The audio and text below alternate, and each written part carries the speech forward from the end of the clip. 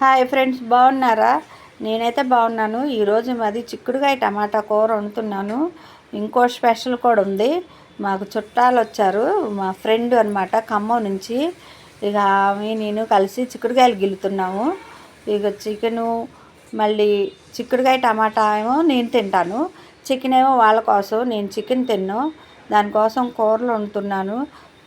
ఇవన్నీ ఉల్లిపాయ పచ్చిమిరకాయలు కొంచెం అల్లం పేస్టు వేగిన తర్వాత టమాటాలు వేసి వేగనివ్వాలి. ఈ ఫస్ట్ ఏమో ముందు చిక్కుడుకాయలు లైట్గా ఉడకేసుకోవాలి. ఒక 2 ఉడుకులు ఉడకనిచ్చి ఉప్పు వేసి ఉడకనిస్తే బాగుంటుంది, మెత్తగా అయిపోద్ది.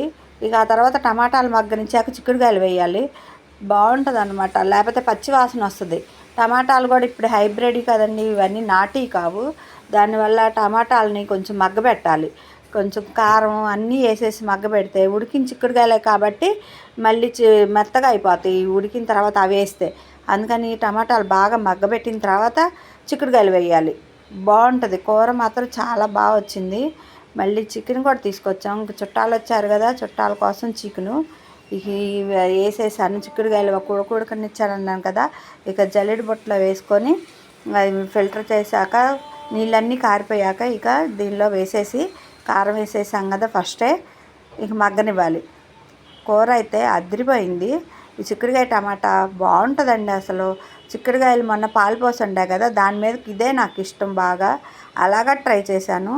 ఇక వాళ్ళ టిఫిన్ వచ్చేసి పులిహోర, అన్నం మిగిలింది. ఆ అన్నాన్ని పులిహోరలాగా చేసుకున్నాము. మీరు ఇలాగే చేస్తూ ఉంటారా? కామెంట్ చేయండి. ఇక అదిగో కూర అయితే అలా అవుతుంది అనమాట. బాగా మగ్గిపోయినాయి, టమాటాలు కూడా కనిపించవు. ఇక నూనె అంతా పైకి వచ్చింది. ఇక చికెన్కి ఏమి మసాలాలు కొంచెం ఈ నువ్వులు, పచ్చిమిరపకాయలు, చెక్క, లవంగా అన్నీ వేసి మిక్సీకి వేసుకోవాలి. అల్లం పేస్టు, ఈ 2 మసాలాలు కలిపి కొంచెం వేగనివ్వాలి. వేగనిచ్చిన తర్వాత చికెన్ వేయాలి.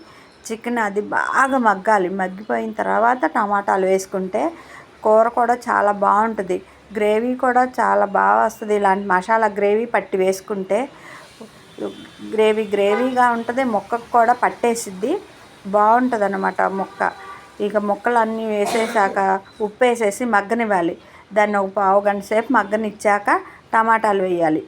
టమాటాలు కూడా వేసి మగ్గిన తర్వాత కొంచెం మసాలా నీళ్ళు ఉంటాయి కదా, మిక్సీలో వేసింది, దానిలో ఒక్క చుక్క నీళ్ళు పోసి ఇదంతా పొయ్యి మీద పెడితే మొత్తం ఎగిరిపోయిద్ది.